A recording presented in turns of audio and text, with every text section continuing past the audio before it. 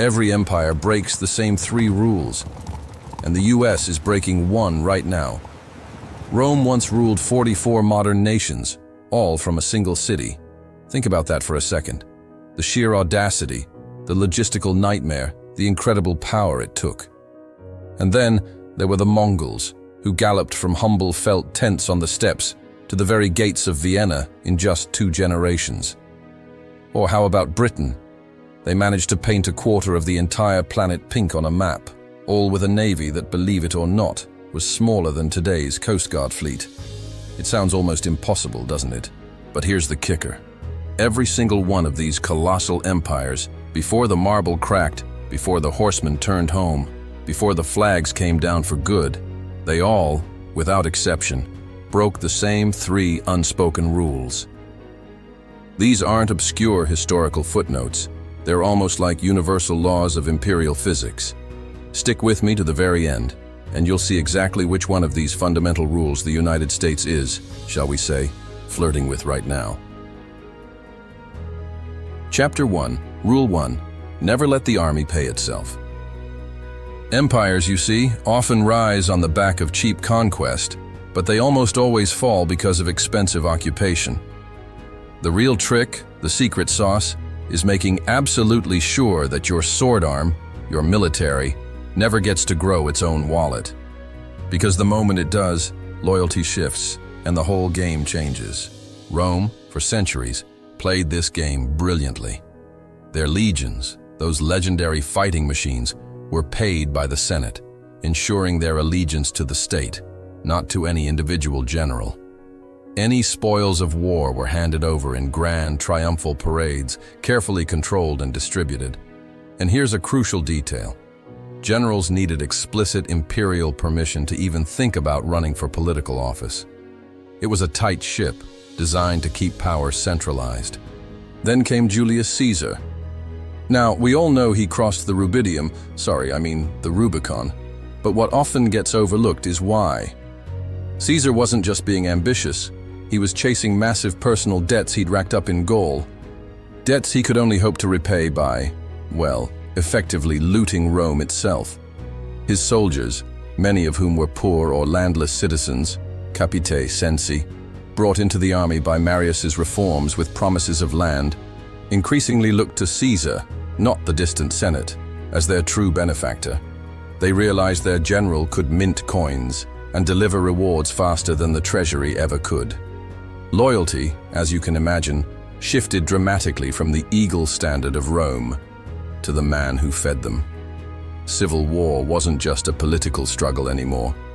It became a grim, brutal business model. By the time Augustus finally grabbed the purple robes of emperor, the army's payroll had become so bloated, so entangled with personal loyalties, that trying to trim it without risking widespread mutiny was almost impossible. He had to fundamentally restructure military finance, establishing the Aeraria Militare, a dedicated military treasury funded by new taxes, like inheritance and sales taxes, to ensure stable pay and retirement benefits.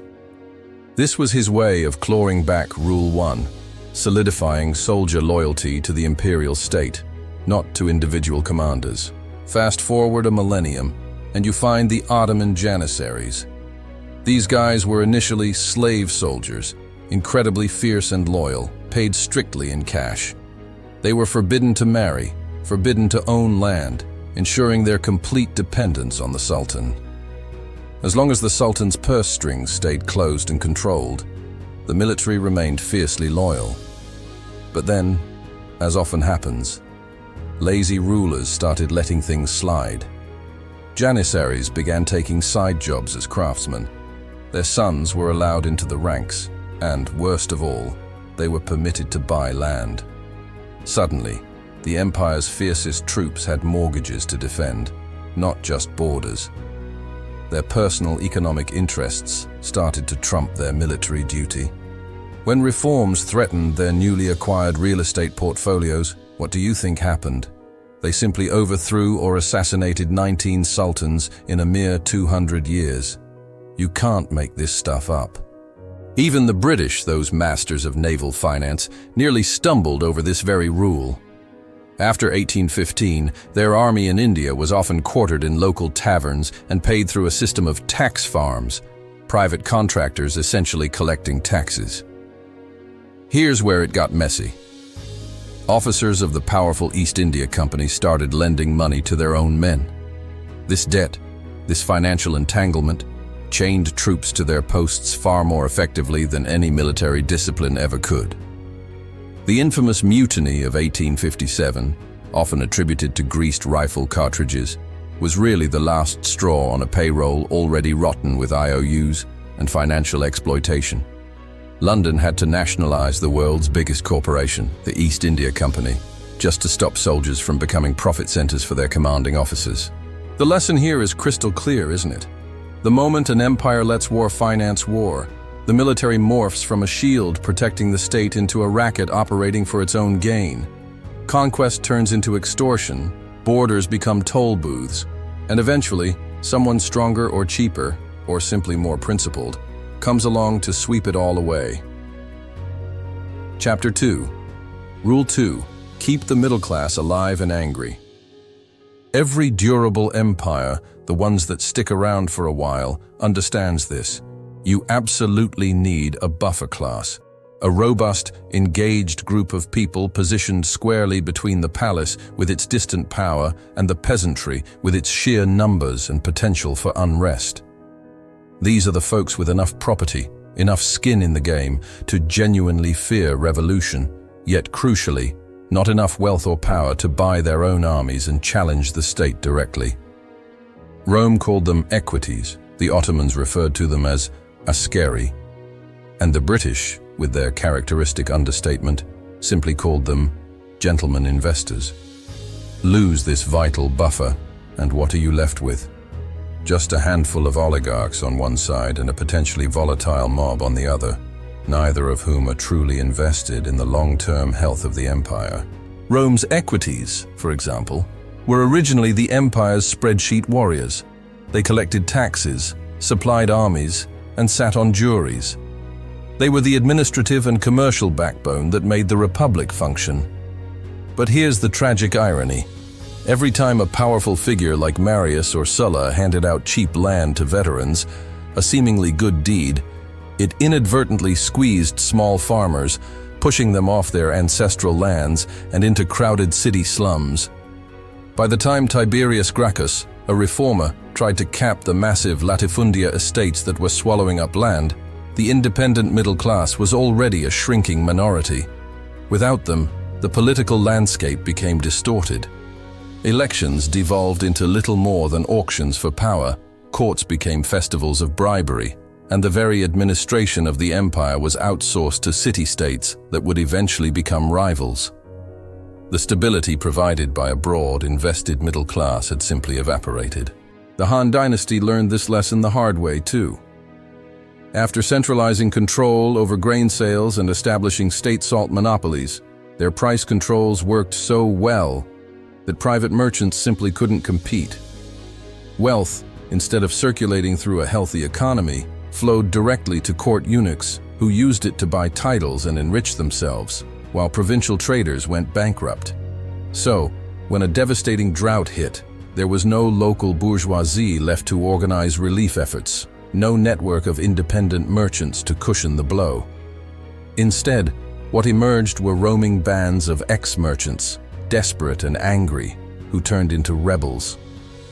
The Yellow Turban Uprising of 184 CE wasn't some grand ideological struggle. It was, at its heart, a middle-class bankruptcy sale, carried out with pitchforks and sheer desperation.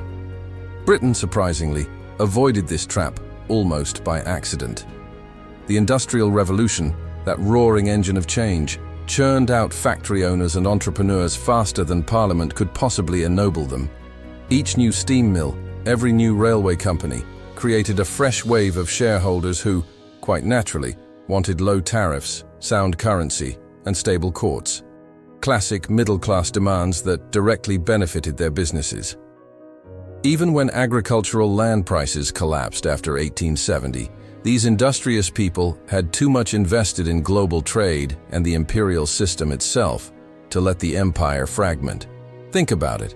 Colonial reform associations, missionary societies, abolitionist movements, they all sprang from this same urban merchant class that needed predictability and stability more than they craved aristocratic privilege.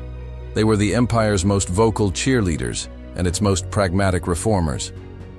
When an empire kills its middle class, it might gain a fleeting moment of short-term stability. Fewer pesky taxpayers questioning wars, for example. But it simultaneously loses the very group that buffers shocks. One bad harvest, one lost war, one epidemic, and suddenly the palace faces a terrifying scenario. Starving peasants on one side and resentful aristocrats, often with private armies, on the other. With no one left to compromise, no one to bridge that gap, the empire finds itself on the brink. Chapter 3. Rule 3. Treat culture like infrastructure, not decoration. Think about roads, aqueducts, and yes, even fiber optic cables, though the last one definitely came later. These pieces of infrastructure are utterly useless if people refuse to walk, drink, or stream together. Empires, the ones that genuinely last, understand that they need to turn conquered cultures into active stakeholders, and they need to do it faster than resentments can possibly ferment. Culture isn't just about art or literature. It's the shared language, the common values, the legal frameworks, the very operating system that allows diverse peoples to coexist and cooperate. Alexander the Great, despite his reputation for binge drinking, was an absolute branding genius when it came to this. After crushing the mighty Persian Empire, he didn't just impose Greek rule, he integrated. He wore Persian dress, took a Persian wife, and even appointed Persian nobles as satraps or provincial governors. Greek cities that willingly opened their gates to him got theaters and marketplaces, bringing the benefits of Hellenistic culture. And even the cities that resisted. They got libraries anyway, just staffed by their own scholars. Hellenistic culture, a vibrant blend of Greek and local traditions, became the empire's de facto operating system, running smoothly on local hardware, if you will. The result? When Alexander died tragically young at 32, his generals might have carved up his vast territory, but the cultural code he established persisted, spanning from Egypt all the way to Afghanistan, for a remarkable 3 centuries. Rome reverse-engineered this trick in its own unique way. They were smart enough not to force Latin on the Greeks, who, let's be honest, already had cooler literature and philosophy. Instead, they let Greek remain the language of high culture, while Latin became the practical tongue of law and tax. They also cleverly integrated local gods into the Roman pantheon, often with a subtle wink. The message was clear. You worship yours under our names, we worship ours under yours, and everybody's happy. It was a brilliant system of religious syncretism that fostered a sense of shared belonging.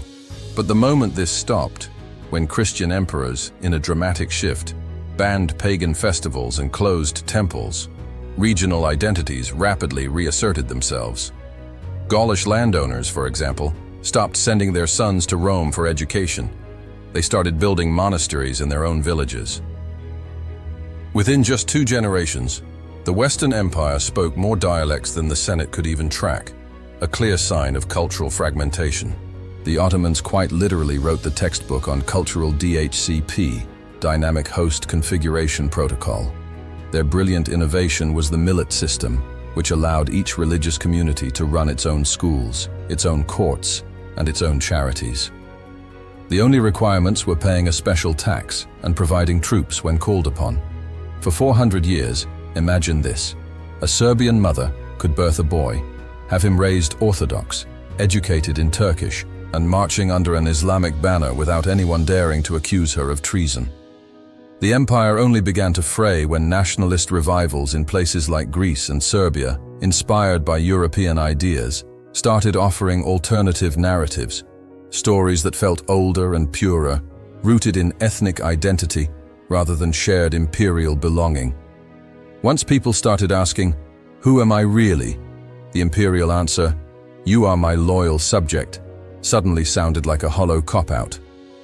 Britain's version of cultural infrastructure came in the form of sport, whiskey, and contract law. Cricket clubs, from Barbados to Bombay, taught local elites to play by rules invented at Eton, to drink tea at 4, and to argue parliamentary procedure over a brandy. The unspoken deal was simple. Adopt these habits, and you gain access to the world's biggest market. Refuse, and well, you mostly trade with yourself. The cultural conversion rates were genuinely stunning. By 1900, you could find an Indian lawyer in Bombay wearing a wool suit in 90-degree heat, quoting Magna Carta in court. This system only cracked when London hesitated on political reciprocity. Once Mahatma Gandhi could out-lawyer the empire in its own language, all while wearing homespun cloth and embodying a distinct Indian identity, the cultural software of the empire forked into powerful anti-colonial code. Chapter 4. What happens when you break one rule? Here's the thing about these rules. They're interconnected. Breaking just one doesn't usually cause an empire to immediately implode. Instead, it starts to wobble, then tries to compensate in ways that almost inevitably end up breaking the other two. It's a dangerous cascade. Take Rome, for instance. During the Punic Wars, the sheer cost of constant conflict led the Senate to let the army essentially self-finance. To reward troops, powerful Senate factions started pledging land to soldiers even before it was conquered. This, in turn, severely squeezed small farmers, a clear violation of Rule 2, who were forced off their land and fled to the city, shrinking the vital tax base. To keep the restless urban poor, the plebs, fed and entertained, politicians staged ever grander games, but these cost money, so they resorted to debasing the currency. This inflation, predictably, angered the equities, more Rule 2 damage, who then threw their support behind any strongman who promised stability. Enter Caesar, who did indeed fix the currency, but in doing so, declared himself dictator for life, effectively killing the old republican culture, a devastating blow to Rule 3. You see how one broken rule triggered a terrifying cascade that only ended when Augustus, the first emperor, fused all three failures into a new monarchy, cleverly masquerading as a restoration of order.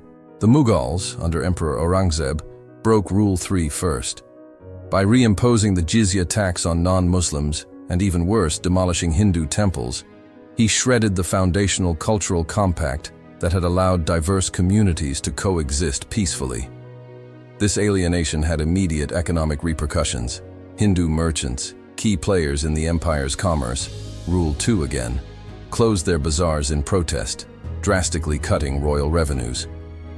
To keep his vast armies paid, Aurangzeb then granted his generals jagirs, or tax farms, effectively letting them squeeze provinces directly, a classic Rule 1 violation. Within just 50 years, the once mighty empire splintered into successor states, which the opportunistic East India Company then picked off one by one. Spain had an almost inverse sequence of failure. The massive influx of silver from the New World, while making Spain seem incredibly rich, actually hollowed out Castile's middle class, a brutal break of Rule 2, because manufacturing simply couldn't compete when importing was so much cheaper. Why make something when you can just buy it with silver? To keep the powerful nobles loyal, the crown froze tax rates on aristocrats while taxing peasants even harder, driving them into towns where rampant inflation, fueled by all that silver, priced them out of existence. More Rule 2 damage. To pay its armies fighting costly wars in the Netherlands, Spain repeatedly defaulted on loans, forcing bankers to demand ever higher interest rates. This effectively meant that debt collectors were financing Spain's wars, a clear and devastating Rule 1 violation. By 1640, Madrid controlled more silver than ever before, but it couldn't field a fleet or wage a war without the backing of Genoese lenders. One rule broken, two more followed, and the empire, for all its silver, was effectively gone. Chapter 5. The Modern Stress Test. So, which of these crucial rules is creaking under the strain today? Let's take a look at the United States. Rule 1. Military self-financing? Not directly, perhaps, in the ancient sense of generals minting their own coins. But here's something to consider. Since 2001, private contractors have, at times, outnumbered uniformed troops in war zones. When a Blackwater Guard can earn 3 times a sergeant's salary, the line between a national army serving the state and a profit-driven force begins to blur significantly. And it gets worse. The Pentagon, the largest federal agency by budget, consistently fails to pass an audit. Year after year, billions of dollars remain unaccounted for. For fiscal year 2023, for instance, only 9 out of 28 entities audited received a clean report, while 15 received disclaimers. This lack of transparency and accountability suggests that budgets are far less controlled and auditable than even Roman legion payrolls once were. Rule 2. Middle-class anger? Absolutely. Real wages for the median American worker have stagnated since the mid-1970s, while the costs of essential services, healthcare, housing, education, have skyrocketed, far outpacing inflation. Meanwhile, the top 1% now own more wealth than the bottom 90% combined. Historically, this kind of extreme wealth concentration is exactly the sort of territory that precedes revolutionary periods. When a vast segment of the population feels perpetually squeezed, angry at both distant elites and perceived outsiders, that's a dangerous sign. Rule 3. Culture as infrastructure? Here's where it gets really interesting and perhaps most insidious. Social media, with its powerful algorithms, has fundamentally splintered the imperial narrative into countless algorithmic bubbles. A Texan and a Californian, for example, now often consume less common content, share fewer stories, and inhabit more divergent informational universes than a Londoner and a New Yorker did in 1890. These algorithms, designed to maximize engagement, create echo chambers that reinforce existing beliefs and often push users towards more extreme versions of those beliefs, isolating them from opposing viewpoints. When shared stories, common facts, and a collective understanding of reality vanish, identity inevitably defaults to older, narrower tribes, be they political, cultural, or even purely online. Now, none of this is to predict an immediate collapse tomorrow morning. Empires are incredibly robust machines, designed to absorb shocks and withstand immense pressure. But history, with its long memory, tells us this. Once a superpower slips past 2 of these fundamental rules, the third one tends to unravel with alarming speed. Empires rise and fall on choices that echo through centuries. To uncover more of these lessons, like, subscribe, and join us for the stories still to come. Chapter 6. Can you fix a broken rule in real time? Sometimes, yes, you can. But the cure, almost without exception, is brutal. It requires foresight, political will, and often a willingness to endure short-term pain for long-term survival. After the Third Punic War, Rome found itself with professional armies that were both broke and landless. In 107 BCE, Gaius Marius, a brilliant general, accepted volunteers from the Capite Censi, citizens too poor to qualify for traditional military service. He promised them land after demobilization, essentially a veteran mortgage, which successfully addressed the recruitment crisis and won him immense loyalty. It worked militarily, but it also turned legions into client armies, loyal to their general rather than the state. This dangerous precedent wasn't reversed until Augustus, after a devastating civil war and the establishment of his new imperial system, created the Aerarium Militare, a military treasury funded by a sales tax. This monumental reform tied pensions and pay directly to the state, not to the general, effectively clawing back Rule 1. It took an emperor and immense upheaval to achieve. Britain faced a severe Rule 2 crisis after the Napoleonic Wars. Returning officers and unemployed laborers fueled widespread unrest, with riot levels sometimes reaching 100 per year.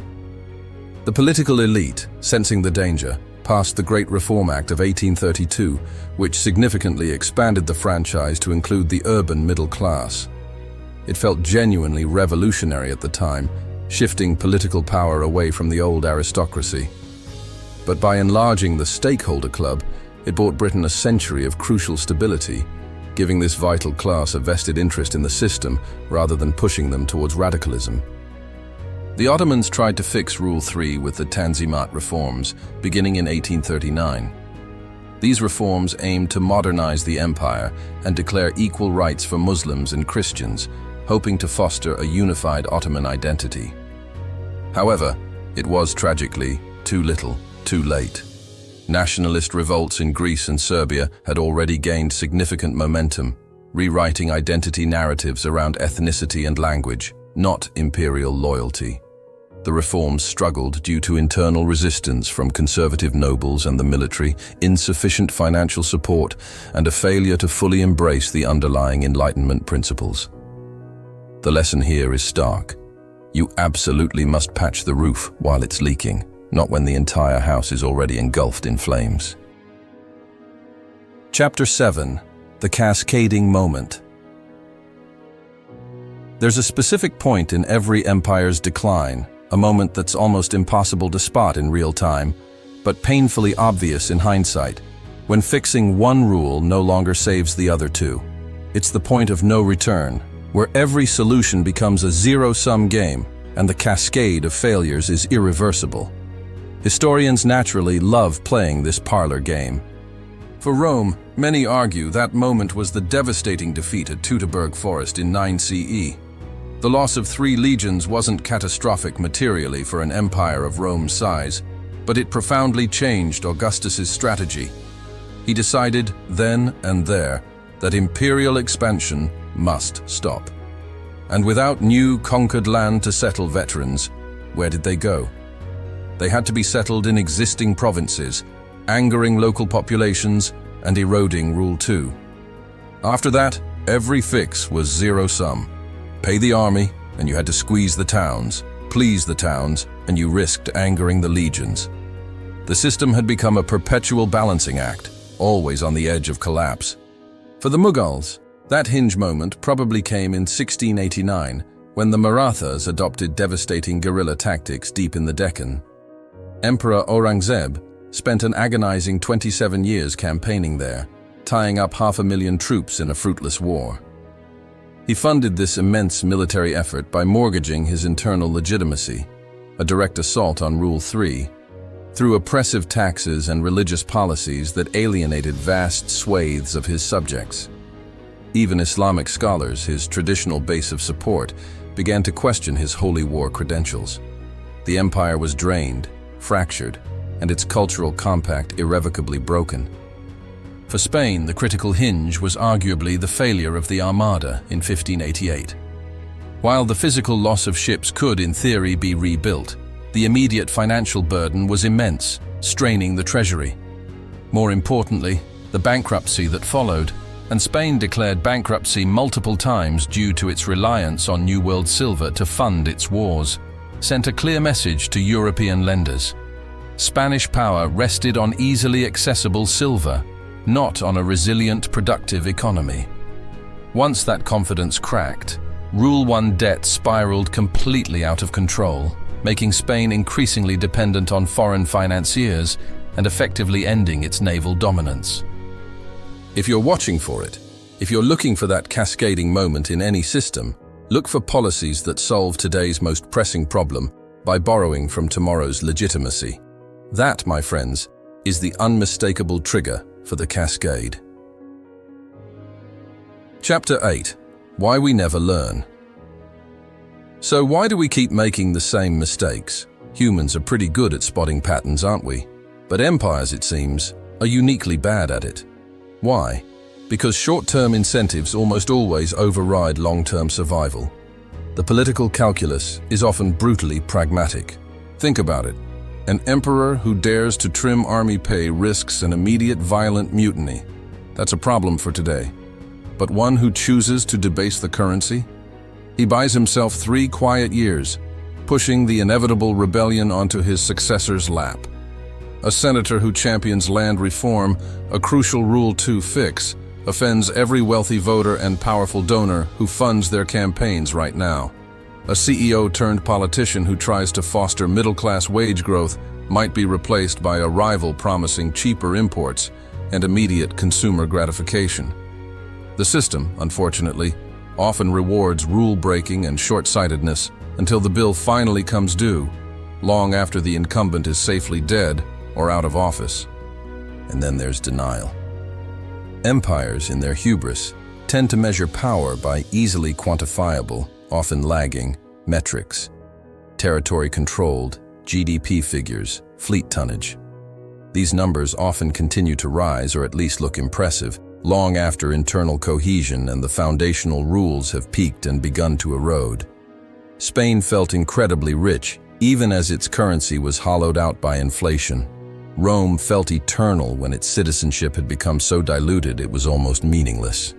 It's only in hindsight that we can connect the symbols of power to the true substance, or lack thereof. Chapter 9.